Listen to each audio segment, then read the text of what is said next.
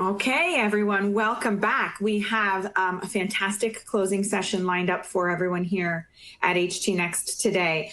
I'm really excited about what we're going to be able to do with a sort of an industry overview and look ahead.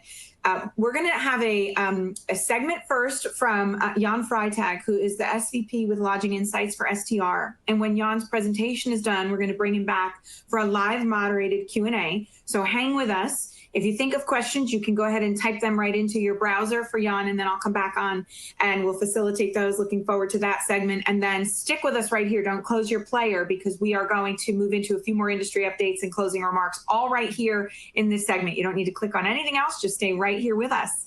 And with that, we're going to get right into it. Please join me in welcoming Jan Freytag and his great insights to the stage.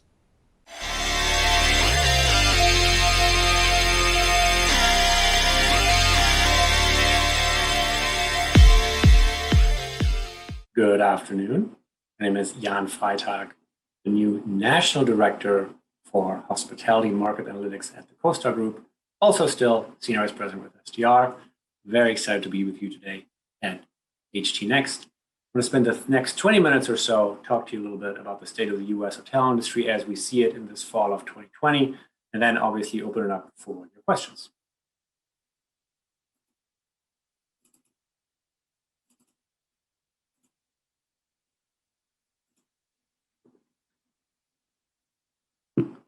So it's been an unprecedented year, I think is the right word that we're using.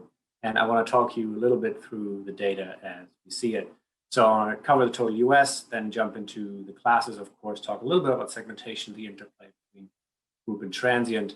And then, yes, there are still hotels being built. We'll talk about the pipeline for a second. And then, of course, everybody wants to know, what do you think, Jan? How is it going to go? What is STR's forecast? So we'll share that, of course, as well. And then at the end, David asked me to sort of leave you with sort of 5 things to ponder.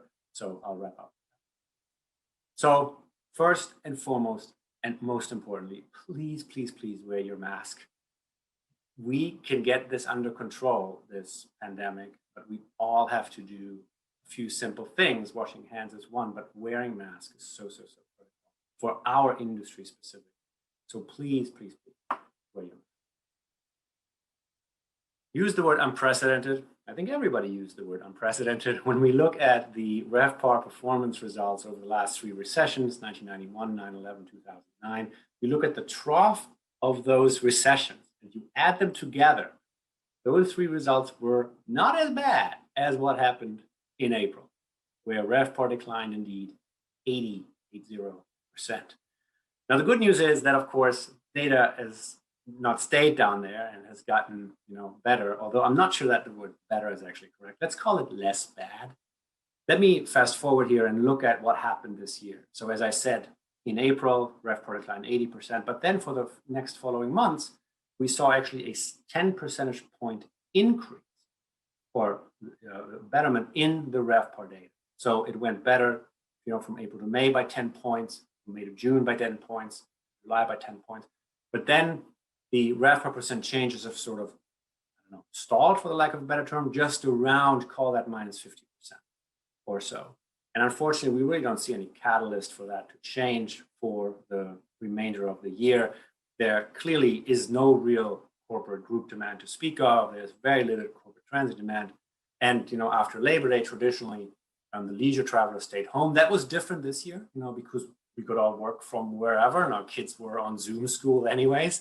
So a lot of people sort of took advantage of a little bit longer summer. But that said, that is now also fading. So we don't expect really to be their catalyst for the remainder of the year. When we look at the occupancy, we get asked a lot, hey, does your occupancy take into consideration the rooms that are open or all rooms, including the temporary closed rooms? I just want to address that because that's a question that we get a lot. So the standard STR occupancy has always been rooms sold divided by rooms available. And that number is 48.3% in the last month that we have made it available for September. For the total room inventory, though, what we're doing is we're taking all rooms that are available in the United States, even the ones that are temporarily closed, which increases the denominator, which of course decreases the occupancy. And the interesting thing is the percent change between the standard and the TRI has to be mathematically the number of rooms that are temporarily closed. So currently in the United States, there are roughly 4% or so of rooms that are temporarily closed. That number is skewed heavily towards the high end. We'll talk about that in a second. But so keep that in mind. Occupancy is roughly just under 50% or so, and actually a little bit lower to take all rooms into consideration. What's scary is that the number of new COVID cases continues to increase, right? I'm using here Our World in Data, which is a data source. There are many others. And we're looking at just the sum for 7 days ending October 31st. And what you're seeing is that we broke, unfortunately, our prior record. So we had 550,000 new cases in that week alone. RevPAR for that week declined 48.8%, which was actually a little bit better than what we had seen in the prior weeks. The reason for that is clear. Halloween last year fell midweek, and these days meeting planners stay away from Halloween because it's a family holiday. So the comp was a little bit easier. But you're seeing exactly what's happening, right? The number of COVID cases increases, and then the RevPAR number eventually gets a little bit worse. We're afraid that that is exactly what is going to continue to happen for the remainder of this year. Because if you have more COVID cases, then CEOs in these days are chief risk officers. And they're saying, is there risk for my folks to go back into the office? And the answer is yes. So what we're charting here is Wednesday occupancy percent change from last year, Wednesday as the proxy for the business traveler, and Saturday occupancy percent change as the proxy for the leisure traveler. Not a big surprise, you've all seen this in your own data, that the leisure traveler has been taken to the road a lot more strongly than the corporate business traveler. So Wednesday occupancy percent change is actually a lot worse than it is for Saturday. Clear indicator that business travel is curtailed. The other number that we're tracking, thanks to the government, is the TSA tells us how many people get pushed through American airports. So they make their passenger throughput counts available by day. We roll this up to a weekly number. And what you're seeing here is the number of rooms sold seems to have sort of stalled, but also in the light blue line, the number of people flying seems to have stalled out. Again, another indicator to say, oh, wow, corporate demand is probably not as strong or is not accelerating. The other thing from this chart, which I think is really interesting, you look on the left-hand side, you see sort of what a normal week looked like in March. The ratio between the rooms that were selling and people flying was roughly 60% or so. We used to be able to explain, quote unquote, the number of rooms sold through people who were flying on planes. Of course, not everybody who took a plane ride took a room, but you sort of get the idea, right? If you have more people flying, more people stay in hotels. On the right-hand side, then, you see that that relationship has completely collapsed, right? And now we can only, quote unquote, explain 1 in 3 rooms, 34% of the rooms that were sold. The inverse of this has to be true. If people are not flying to where they're going, they have to drive, right? And so 2020 will go down in history as the great caravan of 2020, right? Everybody hopped in their car and took road trips that used to be 2 or 4 hours, suddenly were 12 and 14 hours. And people drove from New York to Texas or from Nashville to Yosemite. And suddenly, 12, 15-hour road trips were sort of du jour. And that's what people did because they didn't trust hotels, they didn't trust airplanes. So it's going to be interesting to see when we see that ratio change again back to the old normal. Let's talk about the classes real quick. Not a big surprise, right? As I said, there are very, very limited people traveling on Wednesdays. Traditionally, those people have stayed in upper upscale hotels. There is very little, almost none, corporate group demand. Those people used to stay in upper upscale hotels. So for September, you see that RevPAR for the month, and this is not different from what it was for the last 6 months, RevPAR has declined 67% or so for upper upscale hotels. It has not declined as sharply on the lower end for the limited service properties, upper mid-scale economy. Point is, that's where the American consumer stayed when they took the great road trip of 2020. Because we get this question all the time, hey, so let's talk about the closed properties again. Again, this is for September. What you're seeing here is that the absolute level of occupancy, is 33% or so for upper upscale. Actually, 12% of rooms are closed. We take that into consideration, then the occupancy drops below 30.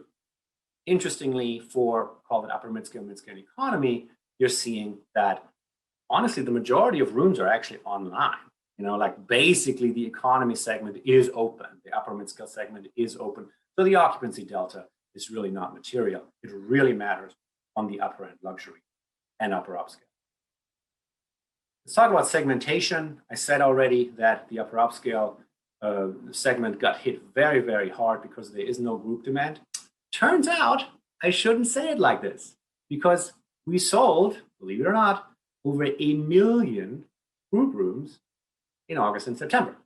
You're wondering what I'm wondering. But who are these people? Who are these groups? So I'm based in Nashville. I talked to a bunch of sales directors here downtown, and I said, help me out, help me understand here.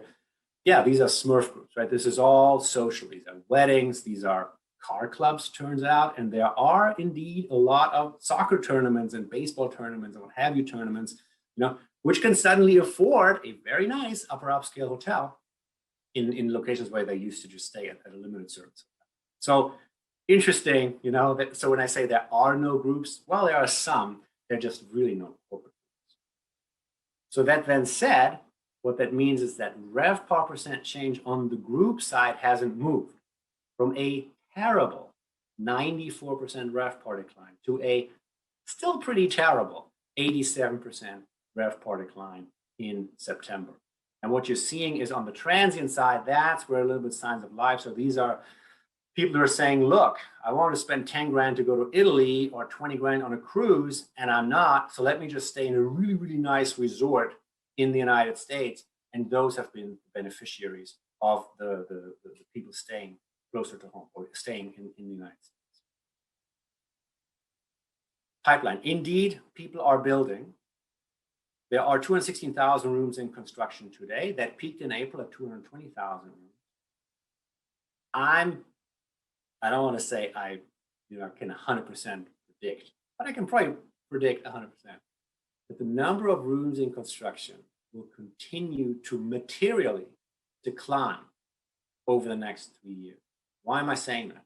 Because if history is any guide, that's exactly what happened in the Great Recession, and we expect that fully to happen again this time around. We're looking at here the previous peak for the Great Recession, December 2007, 212,000 rooms in construction, and then decreased over the next 3.5 years through May of 11 at around 50,000 or so rooms. Will it be exactly the same time frame? I don't know. Will it top out at 50,000? I don't know. But will it decline? Absolutely.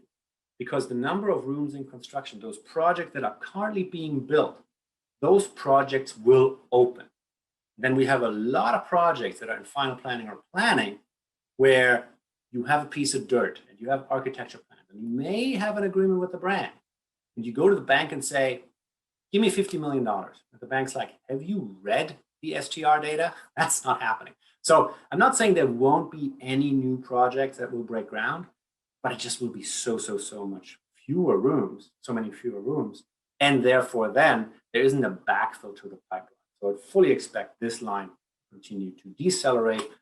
What are we building right now? This is not a big surprise. If you've seen any of the STR presentations over the last, 4 years or so, this has always been the same chart.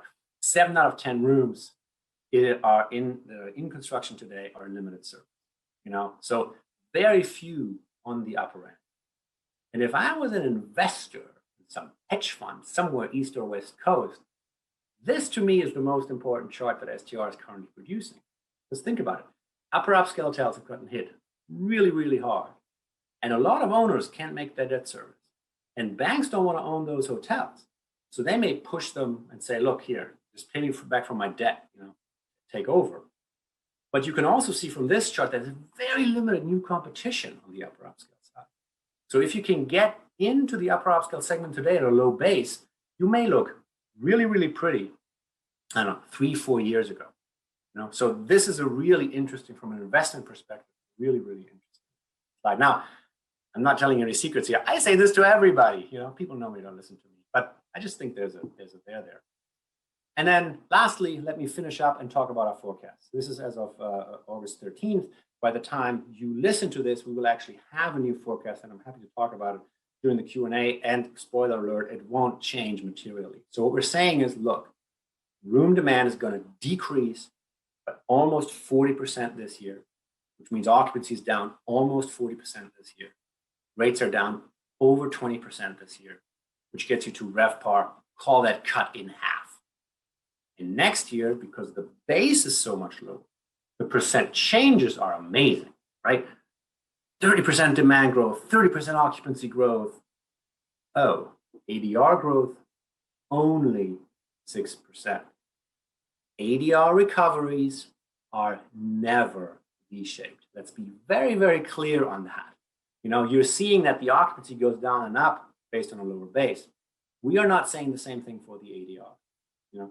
Now, I know these percent changes are sort of head spinning, so let me do the math for you here real quick. We're saying is last year, best year ever, right? 6 out of 10 rooms, or 2/3 of all rooms were occupied. This year, less than 40. Next year, call that 50. Room rates, $130 down to $103, next year, $110. You compare 2021 RevPAR with 2019 RevPAR, we're still down 1/3. And this is sort of wild/scary. The 2021 absolute RevPAR number, $56.95, is actually the same as what we recorded in 2010. So in 2 years, we wiped out a decade of RevPAR. Wow, unprecedented. So then, Jan, help us out. When are we going to get back to what we used to call normal? Well, so we're saying right now, and this is not changing in the forecast that we're updating, room demand will be back at 2019 levels at 2020. ADR is actually not on this chart. We're saying that somewhere in 2025, ADR will be back to 2019 levels. So again, not a V-shaped recovery. Demand comes first, room rate comes a little later. Pfizer said, hey, we have a vaccine that's 90% effective. When the stock market went crazy and hotel stocks went way up. And by the way, that has actually been in our forecast. Like, that is not a surprise to us. We didn't know it was Pfizer. We didn't know it would be today, but we knew this would happen in Q4 or latest Q1 of next year. And so all our forecasts are based on vaccine and then vaccine availability in 2021. That is not a surprise to us. So this is exactly as expected. Not that we're so damn smart, but it just sort of obvious. Our friends from tourism economics were very, very clear. Don't think that Q2 of 2020 has, is like anything else in the future. It was an outlier. We're going to get back to quote unquote normal. So we expected something like this to happen, which is good. So our forecast won't change materially because a vaccine is available, because we always said there'd be a vaccine. How quickly? That's the question, right? And also, how many people want it, right? There are these, people who are not comfortable with vaccines who get poked, and that's going to be a question. Will pent-up group demand lift 2020 results even further? Is it possible that we won't get the vaccine, in time until basically Labor Day, until the summer, let's say Memorial Day? So the vacationers are going to be going on. People will move their groups from Q1 into Q3, and Q3 is already pretty packed with a lot of groups. Will that give us ADR lift? Question mark. How many trips will we save because of this? We've all now lived on Teams, Zoom, GoToMeetings, WebEx, whatever, Blue Jeans, I guess. And you know what? We've been pretty productive, if you have to admit it. Now, yeah, I miss you too. Let's be honest. I want to have a drink with you and do Q&A at a bar. Much more fun. But, a lot of trips, some trips, a lot of trips, multiple trips won't happen. How many? That's going to have an impact on the industry. As I said already, will upper upscale be the bet of 2021 if you can get in at a good basis? Will a lot of investors make a lot of money 5 years from now? And then the other wild card is, when will international travel come back? The vaccine, of course, will help, but the US COVID response has not been stellar, to be honest. And I'm from Germany, and talked to my German family about it. And in Germany, they're in lockdown, right? Because they're like, look, the only way to do this is to do this together and to lock it down. So, the Americans have a very, very different approach to this. There are 50 states with 50 different approaches, which which then dampens international travel's enthusiasm to come back to the United States. So that's a pretty big wild card, especially for the coastal market. So that said, those are sort of 5 things to ponder. I really appreciate your time, and we're going to open it up for questions now. Thank you so much.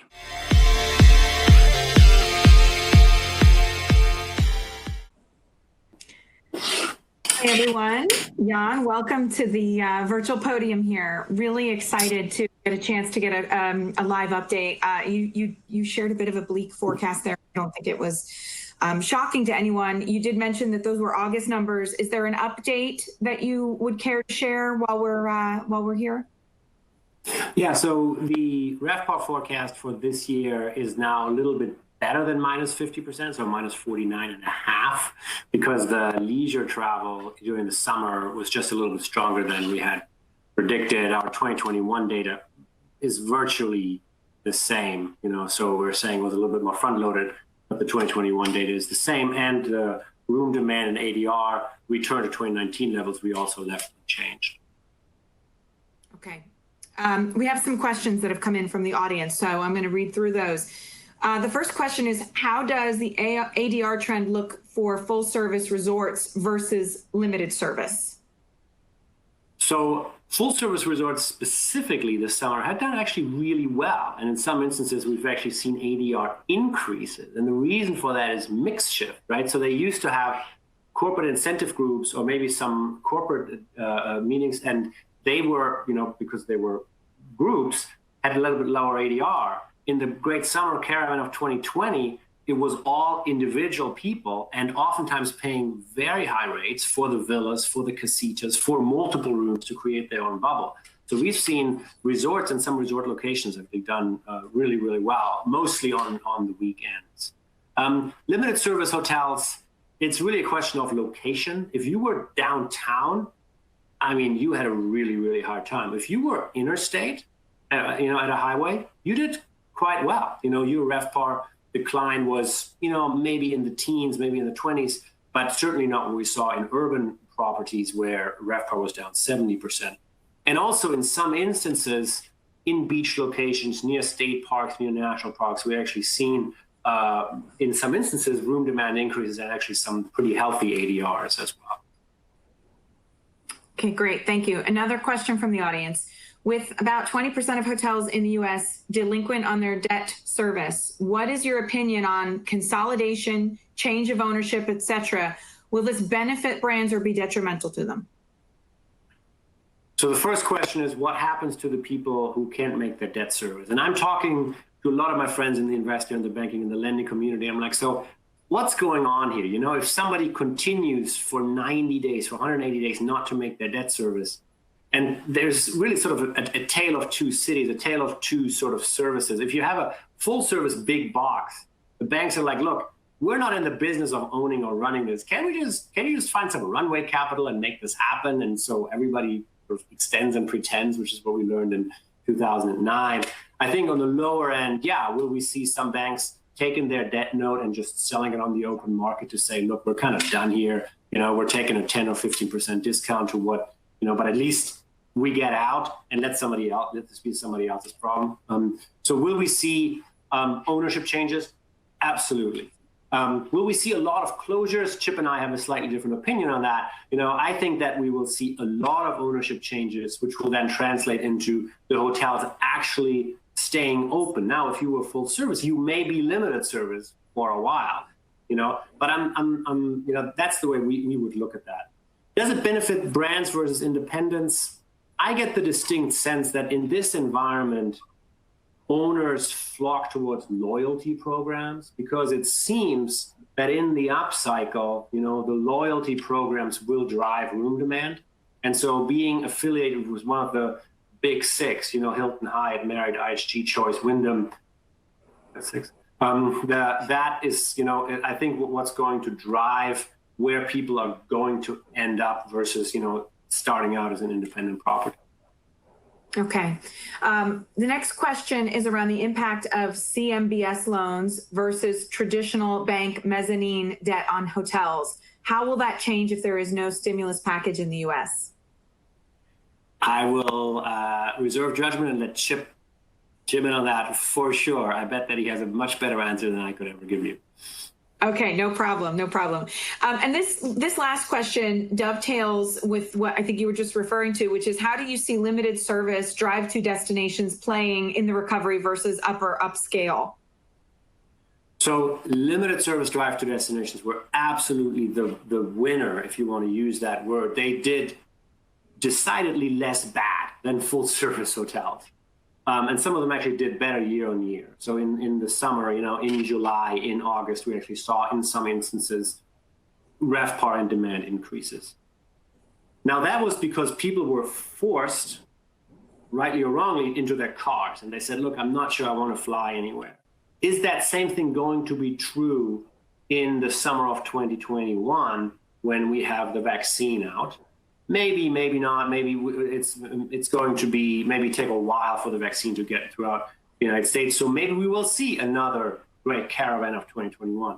But after that, once people really feel comfortable flying again, and and just in general traveling again, I think then full service hotels will play catch up very, very quickly, just because meetings will just start to ramp up in force. Okay, great. And then, Jan, this final area is based on the conversation you and I were just having a few minutes ago. Recent headlines when Bill Gates said that 50% of business travel he predicted will disappear in a post-coronavirus world. Any response to that? Wrong. No, I mean he's a smart guy. Right? He's the smartest guy in the room. And what we're doing here is very efficient. I get it.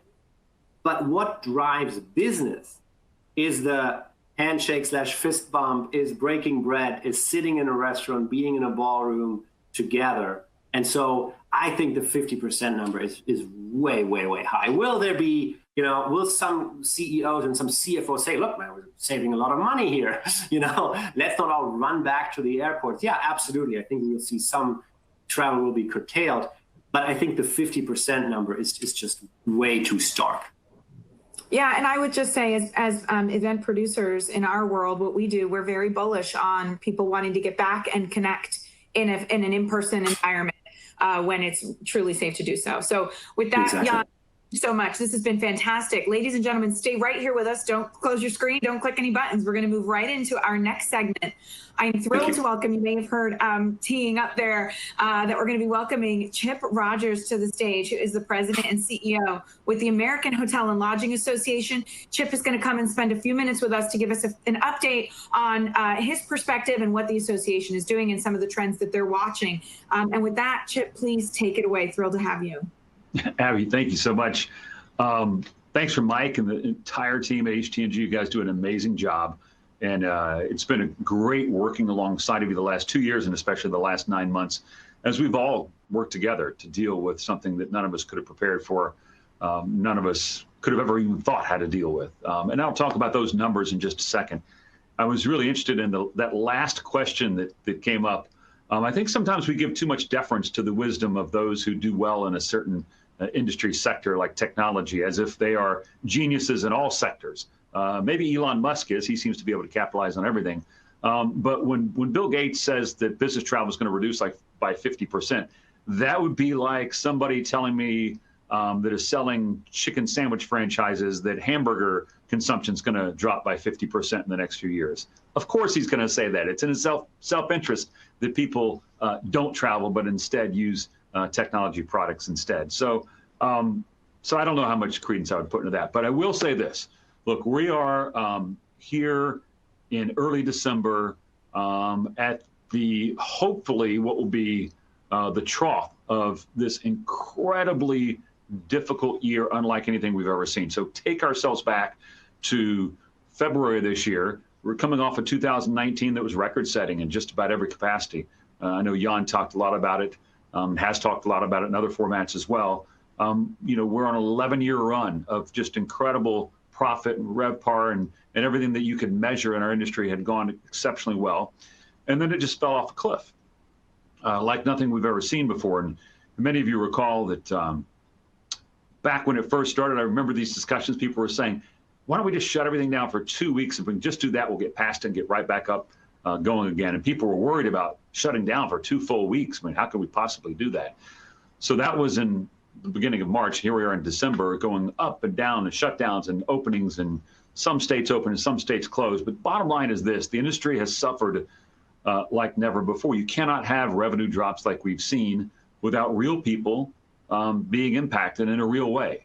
And so when we started this year, we had about 8.3 million people employed directly in our industry, and about a quarter of those jobs are gone. And what we're projecting, because we've heard a lot about projections in the last few minutes, is that absent any additional assistance or some dramatic turnaround that no one could anticipate, of the remaining jobs, maybe half of those are going to be lost. And Jan and I don't necessarily disagree on hotel closures. I mean, they may take different forms. They may take a different lifespan of that closure. But there's no doubt about it that there are many hotels that simply will not make it through this. And we survey our members to find out, what it is that they're thinking about, what their financial outlook is. And yes, those limited service hotels have been able to do a little bit better. And that's good because they have less opportunities to access capital than some of the other larger hotels in our industry. But make no mistake about it, some of these hotels that employ hundreds, if not thousands of people in downtown areas connected to convention centers aren't going to reopen. And we must grapple with that. Now, the question is what are we going to do about it? So here we sit in December with the announcement that we have vaccines that are better than 90% effective. Now, I don't think anyone would ever think we would get to that point. And let me just pause for a second and say, as much as we criticize our government, and I am chief among them making some of the criticisms, what has happened with Operation Warp Speed is absolutely amazing. Let's forget politics for a minute, because these are scientists that were really given the green light to create something at a speed that we've never seen before in human history. The distribution system that is set up to make sure that these vaccinations are taking place across the world is like something we've never seen before. And that's good. But here's the challenge, of course. We are in an industry that every single day jobs are being lost and businesses are closing. If you go back to the beginning of March until this point today, the hotel industry is losing about 400 jobs every single hour, not day, every single hour. About 400 more jobs are lost. And that's why you've heard us talk so much about the need for additional assistance. And I want to talk about that really for the remaining portion of my time, and I'll be glad to take a couple questions at the end as well, if need be. When the pandemic hit in February, I've got to hand it to Congress. Boy, they jumped on it. They created the CARES Act, which is actually the third piece of major legislation they passed. But the CARES Act, which included the PPP and the unemployment and the Main Street Lending Act and everything else that you've heard us talk so much about, that was signed into law on March the 27th. At the time, it's the largest spending package in history. Never before has Congress ever been able to do that. It was passed unanimously, every Republican, every Democrat voting for it. We never see that, do we? And so it was an incredible achievement.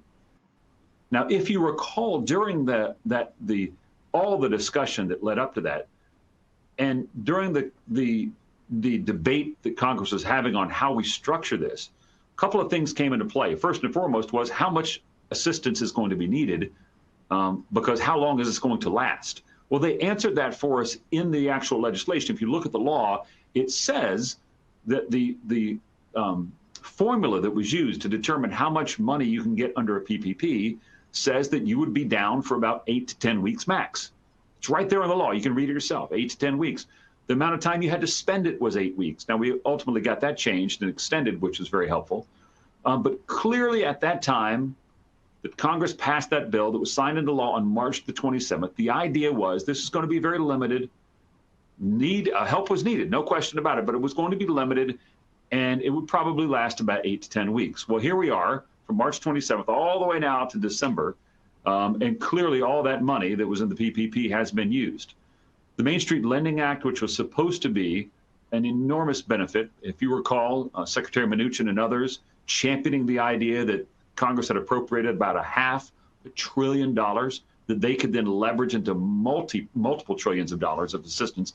That has never materialized. And the reason it didn't materialize is because the federal government, really the administration under Mr. Mnuchin, set rules that didn't work for our industry or really any industry.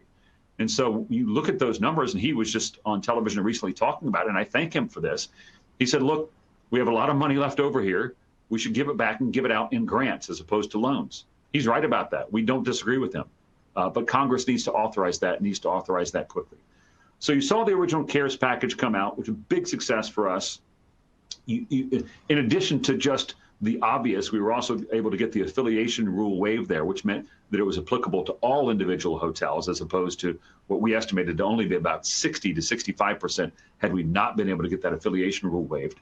And then you had the Flexibility Act that came after that, and that was a success, no question about that. That really helped because that made it available for hotels to use in ways that they otherwise would not have been able to use. And so that was a lifeline to many hotels. The next thing that we really worked on was the per diem rate, and we had a big victory there, and making sure that the per diem rate for 2021 stays frozen at the 2020 rates. Had we not had a victory there, it would have gone down significantly. And as you know, so many hotels and other businesses, they rely on that exact government rate to determine what they're going to pay. And so that was critical for us. And then limited liability protection for hoteliers and other businesses. That's now passed in 13 states. We're hoping to get a federal bill, and I'll talk about that in just a second, that does it on a nationwide basis. But we have been successful in 13 states, and when the legislatures go back into session here in January, we expect to see a number of states immediately pass liability protection, which is so critical to this industry in getting people traveling again. So that's the backdrop of all the success. Once the CARES Act passed and PPP money was flowing, we recognized that wasn't going to be good enough. So we really began again in earnest, probably as early as May, began advocating for another round of PPP, particularly for those businesses that have been hurt the most. That hasn't happened. Leading up to the election, there was a lot of noise around it. You certainly heard a lot about it. If you're part of our Hotels Act program, which certainly I hope you are, because it's free, it's easy, it's the best grassroots tool that our industry can have, hotelsact.org. Please take advantage of it. If you're part of that, you saw what was happening, and we really pounded away at that message. We created a COVID Relief Now coalition that has well over 300 organizations that are part of it, HTNG being one of them, but also the National Governors Association, the U.S. Conference of Mayors, the League of Cities, all part of this incredible coalition that we helped create and we still use as the major driving tool to get Congress to act.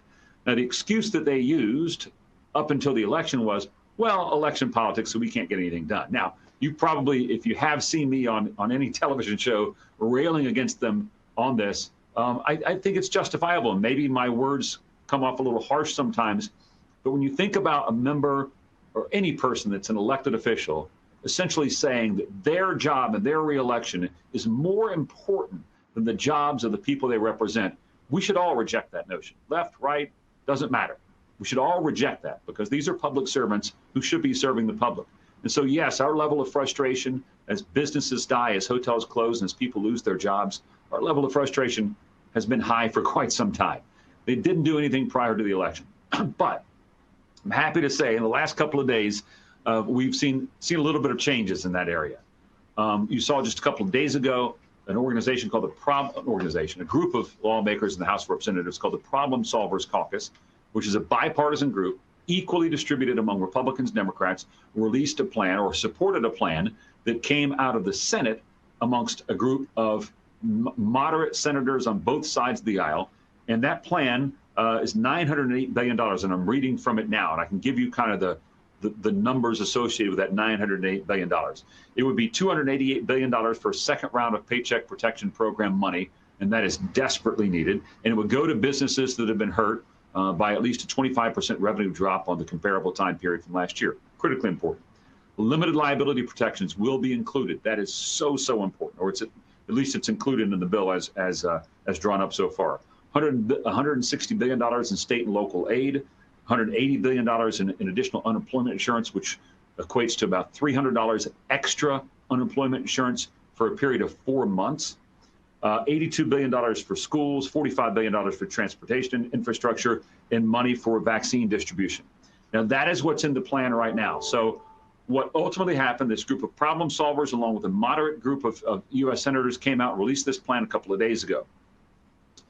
You then saw a number of people began saying, well, maybe we can support that. Now, the key voices here and have been all along, is what is Mitch McConnell saying? What is Speaker Pelosi saying? What is Chuck Schumer saying? What is Steve Mnuchin saying, and or anybody else in the White House?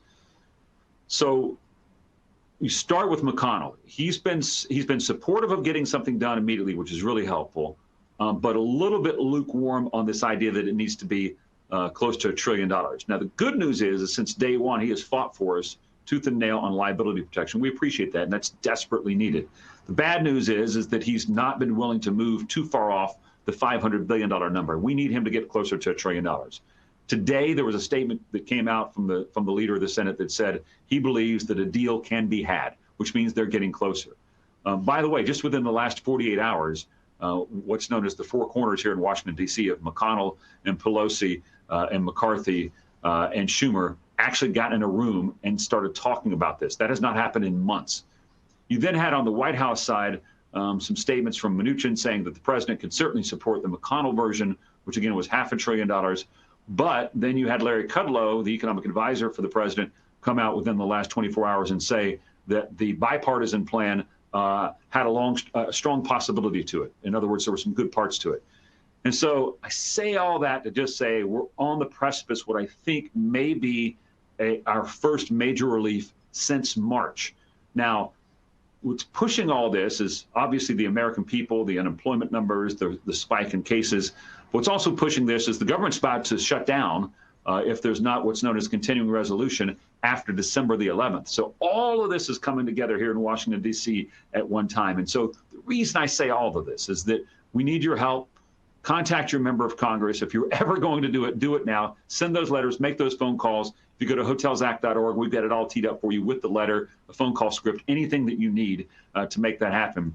But if we can put the pressure on them right now, we can get something through now, and then look forward to getting another package as soon as the new administration and the new Congress takes their seats and get underway in late January. So that's kind of an update of where we were and where we're going. I hope that helps. Again, I want to thank Mike and the entire team. You guys have been wonderful. I will say this, whatever helps the hotel industry helps the entire hotel industry. And that means people that sell to hotels as well. Vendors, particularly technology vendors. When hotels are healthy and profitable, everybody else does well as well. So Mike, or I'll be glad to take any questions, or Abby, in the closing minutes. I'll leave it up to you guys.